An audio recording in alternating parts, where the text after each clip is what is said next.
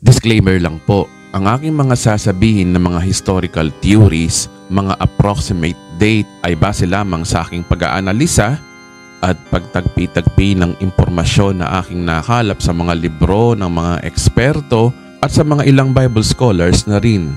Nasa inyo pa rin ang desisyon kung paniniwalaan nyo ito o hindi. Bagamat lahat ng ipapakita kong theories ay base sa Bible, ang accuracy naman nito ay mas reliable. Ang layunin nito ay ilantad ang mga malalim na pag-aaral sa Biblia. Kaya kung ikaw ay malalim, may malawak na unawa at hindi sarado ang pag-iisip, ipagpapatuloy mo ang panonood sa videong ito. Ang pagiging curious po ay hindi naman po masama, lalo na't salita ng Diyos din lang ang pag-uusapan. Ang pag-aaral na ito ay alamin ang katotohanan na bihirang ituro ng karamihan. Lalo na sa katanungang meron bang clue sa Biblia tungkol sa eksaktong kapanganakan ni Kristo? O kahit hindi naman eksakto, kahit approximation man lamang. Well kaibigan, ang source sa ating pag-aaral na ito ay may kombinasyon ng Biblia at mga approximate date para malaman natin na may kasagutan pala sa Biblia tungkol sa anong taon, anong buwan at anong araw ba talaga ipinanganak ang ating Panginoong Hesus. Ang content na ito ay isang kaalaman dahil nais ko pong ipaalam sa buong mundo na masarap pag-usapan ang Biblia. At yan po ang layunin ng content na ito. Sa content na ito, 3 tanong ang ating sasagutin. Una, anong panahon ba ipinanganak si Kristo? Pangalawa, anong buwan ba ipinanganak si Kristo? At pangatlo, anong araw ba ipinanganak si Kristo? Ngayon, simulan natin unahin yung tanong na anong panahon ba ipinanganak si Kristo? Una, sa ibang bansa, meron 4 na kapanahunan. Ang spring o tagsibol mula March 1 hanggang May 31. Ang summer o tag-init mula June 1 to August 31. Ang autumn naman o taglagas mula September 1 hanggang November 30. At ang winter o taglamig mula December 1 to February 28. Ayon sa napag-aralan natin na ang December 25 ay hindi tunay na petsa ng kapanganakan ni Kristo, kundi ito isang Roman pagan winter festival.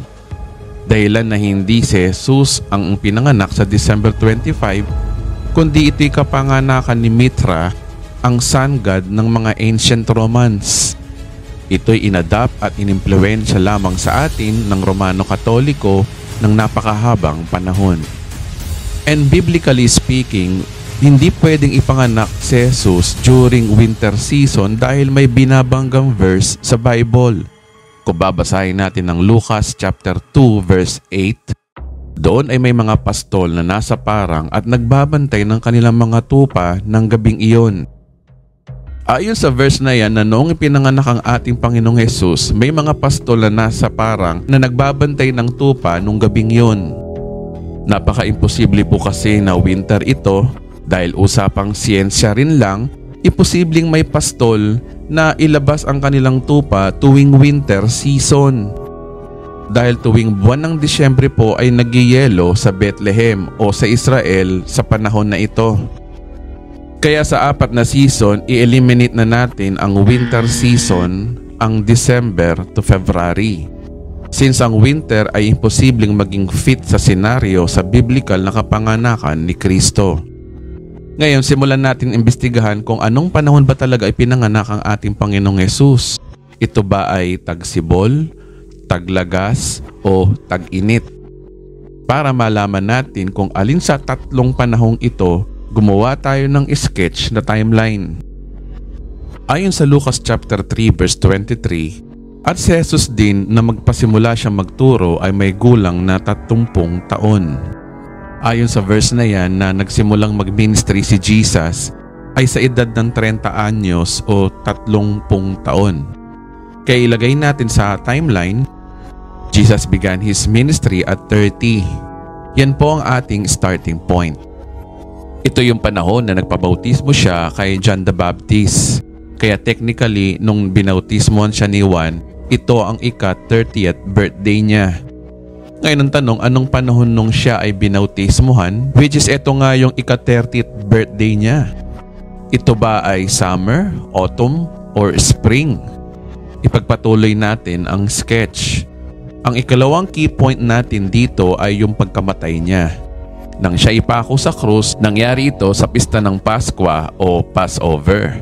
Ito ay nangyayari during spring season o tagsibol mula March 1 hanggang May 31. Ang Biblia ay maliwanag dito kung babasahin natin ang Mateo chapter 26 verse 2. Gaya ng alam ninyo, 2 araw na lang ang kapistahan ng Paskwa at ipagkakanulo ang anak ng tao upang ipako sa krus.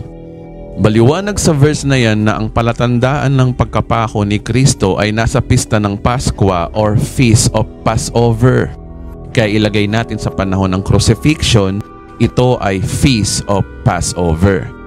Again, ang Passover po ay nangyayari tuwing Marso o Abril ayon sa Jewish holiday. At ito ay taon-taon pinagdidiwang. Kaya ang Passover ay panahon ng spring o tagsibol. Ang tanong, gaano katagal ang pagitan simula ng ministry ni Jesus Christ hanggang sa kanyang pagkapako sa krus? Well, ayon sa Book of John, 3 Passover ang pinagdaanan ni Jesus Christ mula nang siya ay mag-ministry hanggang sa pagkapako sa krus. Since 3 years na rin ang pagitan at Passover ang ating landmark sa pagpako niya sa krus, bilang tayo ng 3 Passover pabalik na malapit sa kanyang ika-30th birthday. Ang ikatlong Passover nung pinako siya sa krus, ang ikalawang Passover nung panahon na malahimala siyang nagpakain ng 5,000 tao na nasusulat sa 1 chapter 6 verse 4 to 12, at ang unang Passover ay yung paglilinis niya sa templo.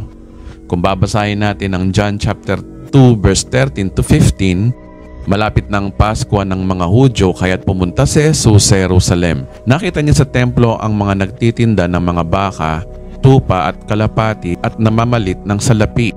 Kumuha siya ng lubid at ginawa itong panghagupit at pinagtabuyan niyang palabas ang mga nagtitinda. So ayon sa context ng mga verses, noong nilinis ni Jesus ang templo laban sa mga nagtitinda sa templo, ito'y nangyari ilang araw bago mag-Passover. Ito ay timeline ng Passover, panahon ng spring o tagsibol. Kaya ayon sa Book of John, mula pagpako sa krus, sa pagpapakain sa 5,000 hanggang sa paglinis sa templo, ito ay 3 number of years of Passover. Pabalik sa panahon na katatapos lang ni Jesus mag-30th birthday. Ngayon ang tanong, gaano naman katagal ang time gap between ika-30th birthday ni Jesus Christ hanggang sa unang Passover nung nilinis niya ang templo? Well, there's a gap na couple of months ang pagitan nito. Kasama dito yung after niyang magpabautismo kay Juan, nagkaroon muna siya ng 40 days of fasting after siyang tuksohin ng Diablo. Yung 6 months o and a half year ni Christ, kasama dito yung 40 days pa niyang pagpapakita sa mga alagad after ng kanyang kamatayan ayon sa Acts chapter 1. Kaya kung i-google mo kung gaano katagal ang lifespan ni Jesus Christ, lagpas 33 years at majority ay 3 and a half years. Ngayon, 33 years and a half ang buhay ni Kristo, at kung sa Passover ng pagpako niya sa krus tayo magsisimula, magbilang muna tayo ng 33 Passover pabalik hanggang sa kanyang kapanganakan.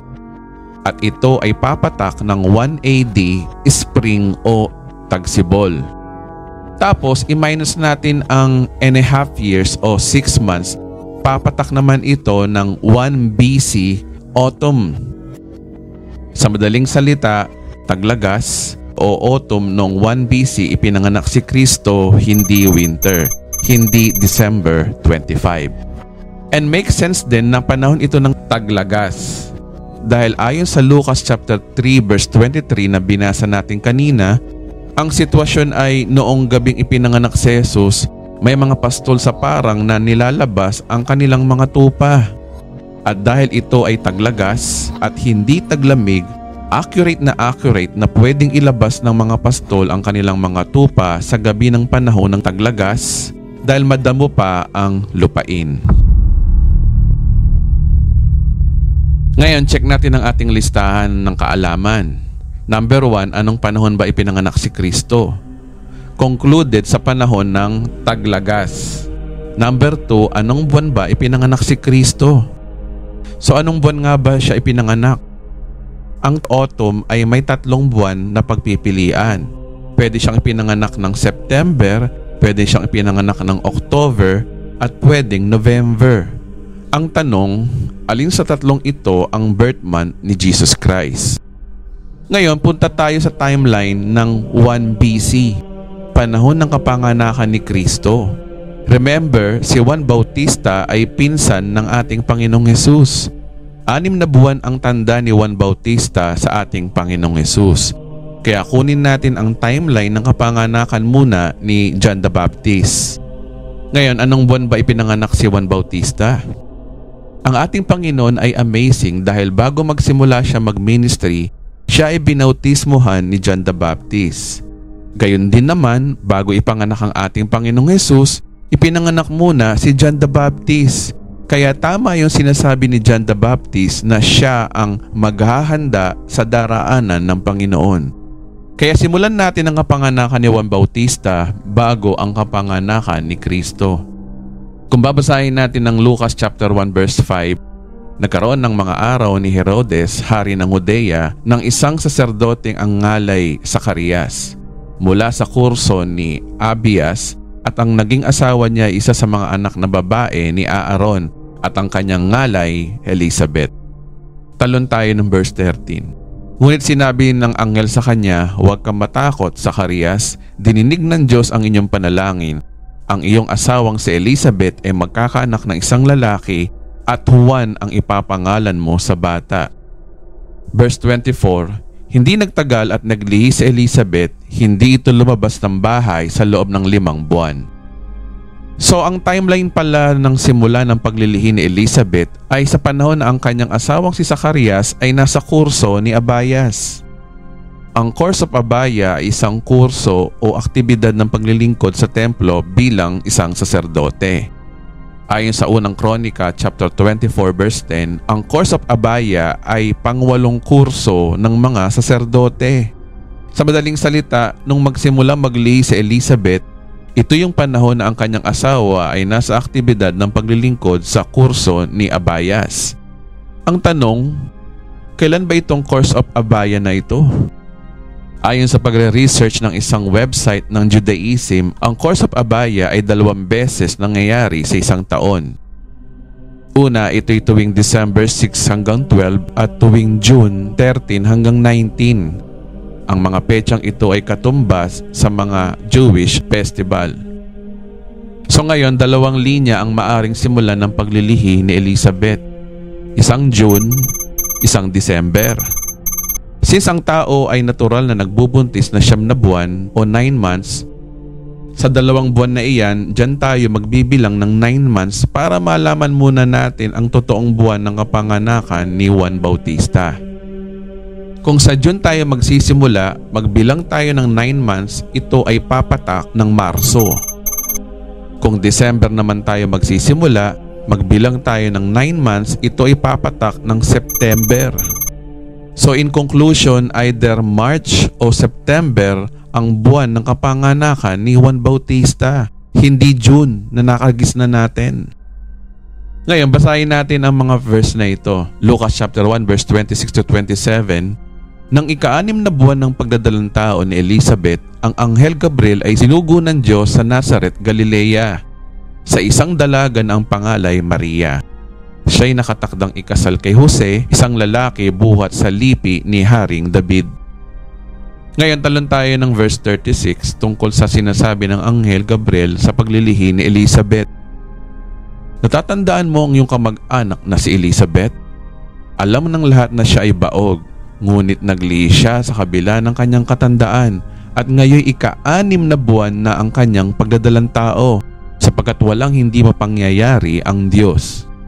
Sa mga verses na yan, nagpapakita na 6 na buwan na nang naglihi si Elizabeth nung iparating ni Anghel Gabriel na si Maria ay magsisimulang magdalang tao at ito nga yung ating Panginoong Hesus. Sa madaling salita, mula sa pagkapanganak ni Juan Bautista, after 6 months ay ipapanganak na ang ating Panginoong Hesus. Well, simulan na natin magbilang ng 6 na buwan mula sa kapanganakan ni Juan Bautista para malaman na natin ang birth month ni Jesus. Sa unang linya, simulan natin. Kung ang course of Abaya ay mula sa December, after 9 months, ang kapanganakan ni Juan Bautista ay September. After 6 months, lalabas na March ang kapanganakan ni Jesus Christ. Dahil ang March ay spring, hindi ito uubra dahil sa pag-aaral natin kanina, si Jesus ay pinanganak sa panahon ng autumn. Kaya hindi Marso ang birth month ni Jesus Christ at hindi rin December sa panahon ni Zacarias. Ngayon sa ikalawang linya, ang course of Abaya na mula sa June, after 9 months ang kapanganakan ni Juan Bautista ay March. After 6 months lalabas na September ang kapanganakan ni Jesus Christ. Ang September ay fit na fit dahil ito ay panahon ng taglagas. Kaya maraming Bible scholars ay naniniwala na September talaga ang birth month ni Jesus Christ. Ngayon, i-check natin ang ating listahan. Anong panahon ba ipinanganak si Kristo? Panahon ng taglagas. Anong buwan ba ipinanganak si Kristo? Setyembre. Ang huling tanong, anong araw ba ipinanganak si Kristo? Kung si Jesus ay pinanganak ng September, meron din bang pahiwatig ang Biblia kung saan parte ng September siya ipinanganak? Well, ang pahiwatig ng Biblia dito ay yung connection ng birthday ni Jesus sa Feast of Tabernacle. Kung babasahin natin ang Leviticus chapter 23 verse 34, "Speak unto the children of Israel, saying, the 15th day of this 7th month shall be the Feast of Tabernacles, for the 7 days unto the Lord." Sabi diyan na ang Feast of Tabernacles ay tuwing 15th day of every 7 months. Ito ay kalendaryo ng mga Hudyo o Jewish calendar. Kung titingnan natin sa chart na ito ay conversion ng Gregorian calendar sa Jewish calendar. Ang Gregorian calendar ay pareho din ng Jewish calendar. Merong 12 months a year. Pero mapapansin ninyo, laging in between ang kada buwan ng Jewish months sa Gregorian months. Kung titingnan mo ang ika-7th month sa Jewish calendar, ito ay Tishrei. Ang month of Tishrei ng Jewish calendar ay tumatama between September at October sa kalendaryo natin. Kaya technically, ang Feast of Tabernacle ay nangyayari tuwing last week of September or first week of October. Ngayon, ipagpatuloy natin ang pagbabasa sa Tagalog na. Leviticus chapter 23 verse 35 to 36. Sa unang araw, magkakaroon kayo ng banal na pagtitipon at huwag kayong magtatrabaho. 7 araw kayo maghahandog kay Yahweh ng handog na pagkain. Sa ika-8 araw, muli kayo magtitipon upang sumamba at mag-alay ng pagkaing handog. Iyon ay banal na pagtitipon kaya't huwag kayong magtatrabaho. Sabi diyan, ang Feast of Tabernacle ay 7 araw silang maghahandog kay Yahweh ng pagkain. At ang ika-8 araw ay itinuturing na banal. Ngayon, balikan natin ang senaryo sa kapanganakan ng ating Panginoong Hesus. Nung dumalo ang mga pastol sa sabsaban, noong gabing ipinanganak ang ating Panginoong Hesus. Lucas chapter 2 verse 20 to 21, umalis ang mga pastol na nagpupuri sa Diyos at nagpapahayag ng kanyang kadakilaan dahil sa lahat ng narinig nila at nakita nila, ayon sa sinasabi sa kanila ng anghel. Pagsapit ng ika-8 araw, tinuli ang bata at pinangalanang Jesus. Ito ang pangalang sinabi ng anghel bago siya ipaglihi. Maliwanag sa verse na yan na sa ika-8 araw, tinuli ang bata. Bakit tinuli ang bata sa ika-8 araw? At ano ginagawa nila sa 7 araw? It seems na may isang senaryo sa Feast of Tabernacle ang kanilang ginaganap. Gaya ng ginagawa sa Feast of Tabernacle, every 8 days sinasabi na banal ang araw na ito, wherein tinuli si Jesus Christ pagsapit ng ika-8 araw. Ang sumusunod na verse ay lalong maging malinaw. Verse 22, nang sumapit ng araw ng kanilang pagtupad sa seremonya ng paglilinis ayon sa kautusan ni Moses, pumunta sila sa Jerusalem. Dinala rin nila ang sanggol upang ihandog sa Panginoon, sapagkat ito ang nasusulat sa kautusan ng Panginoon, bawat panganay na lalaki ay itatalaga sa Panginoon. So ang sabi diyan, sila ay sumunod sa pagtupad sa seremonya ng paglilinis ayon sa kautusan ni Moses. At dinala rin nila ang sanggol upang ihandog sa Panginoon. Lalong naging malinaw diyan ang yung salitang sapagkat ganito ang nasusulat sa kautusan ng Panginoon. Bawat panganay na lalaki ay itatalaga sa Panginoon. Ito ay isang panata sa Feast of Tabernacle gaya ng binasa natin kanina sa Leviticus. Ngayon balikan ulit natin ang Leviticus kung ano ang aktibidad tuwing pista ng Tolda or Feast of Tabernacles. Leviticus chapter 23 verse 37 to 38. Sa mga araw na iyon, magdadala kayo ng handog na susunugin, handog na pagkaing butil at handog na inumin ayon sa itinakda ng bawat araw. Ang mga handog na ito ay iba pa sa mga pang-araw-araw na handog kay Yahweh at sa kusang handog ninyo o mga handog na ginagawa ninyo bilang pagtupad sa panata. So may mga pag-aalay na ginagawa tuwing pista ng Tolda. Ang sabi sa verse na yan, ito daw ay panata. Ngayon, balikan ulit natin ang ginawa ni Maria at Jose during Christ's birth. Nag-alay din sila ng handog na ayon sa hinihingi ng kautusan ng Panginoon, maaring mag-asawang bato-bato o kaya'y dalawang inakay na kalapate. Maliwanag sa verse na yan na isang panata rin sa kautusan ang ginawa nila Jose at Maria noong ika-8 araw pagkatapos ipanganak ang ating Panginoong Hesus. Mukhang sila ay sumusunod sa hinihingi ng kautusan at maliwanag na ito ay ginagawa ng mga Hudyo every Feast of Tabernacle. Sa lahat po ng pista sa Israel o sa mga Hudyo, natatanging ang Feast of Tabernacle lamang ang may practices ng paghahandog sa loob ng 7 araw at ika-8 araw na tinuturing na banal. Itong pista lamang to ang nag-iisang puro paghahandog.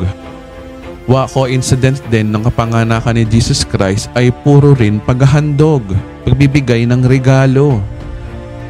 Kaya ang mga aktibidad ni Jose at Maria after 7 days ay nagpapakita na ginawa nila ang practices ng Feast of Tabernacle. Kaya ang big idea dito ay si Jesus ay ipinanganak sa petsa ng Feast of Tabernacle.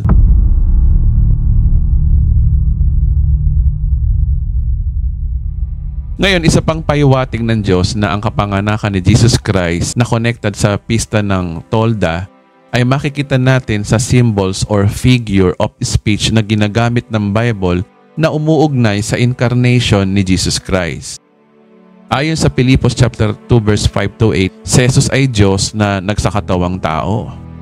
At kung babasahin din natin ang 1 chapter 1 verse 14, naging tao ang salita at siya'y nanirahan sa piling natin. Ang verse na yun ay tumutukoy sa pagsasakatawang tao ng ating Panginoong Hesus. Kung babasahin natin ito sa King James Version, and the Word was made flesh and dwelt among us. Kung titingnan mo ang salitang dwelt diyan sa original translation na Greek, ito ang iyong makikita. Ang dwelt diyan ay kinuha sa salitang skeno, means tent or encamp, at yung salitang tabernacle. Sa madaling salita, ang dwelt o pananahan ni Kristo bilang tao ay lumalarawan sa tabernakulo ayon sa original translation na Greek.